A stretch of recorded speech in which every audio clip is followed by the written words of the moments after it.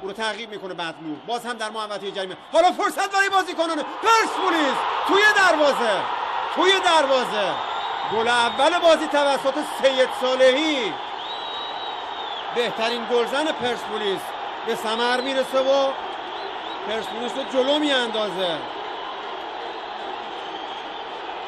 ششمین گل خودش رو وارد دروازه فولاد خوزستان میکنه و ششمین گل خودش در رقابت لیگ برتر. تماشاگران و طرفداران پرسپولیس رو شما ملاحظه میکنید که خدمتتون عرض کردم در ضلع جنوبی ورزشگاه حاضر هستن، تعلل کردن اونجا، خیلی راحت اجازه رو دادن. ببینیم یک بار دیگه خیلی راحت اینطور توپ ارسال شد، خود سید صالحی اثر گذاشت، یه پاس دیگه بین مدافعین فولاد و کار تمام شد. بدلو در مرکز میدان، بختیار رحمانی موفق نیست، میگیره توپش رو، یه لحظه اشتباه میکنه سید جلال حسینی. حالا فرصت برای آرش افشین، میتونه دروازه باز بشه. توی دروازه گل مساوی فولاد توسط اسماعیل شریفات. حرکت زیبای بختیار رحمانی، توپروایی او از بنگر.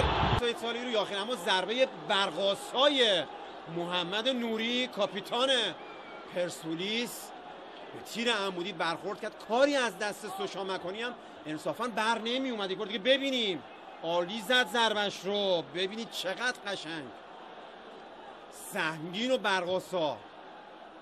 بهترین موقعیت گلزنی پرسپولیس در شرایطی که فولاد حاکم میدان بود. پرسپولیس میتونست به گل دوم دست پیدا کنه و حالا در مرکز زمین فرصت برای دهنوی. عالیشاه در یک موقعیت مناسب گوشه محوطه جریمه جا میگذاره. خالدی رو فرصت برای عالیشاه.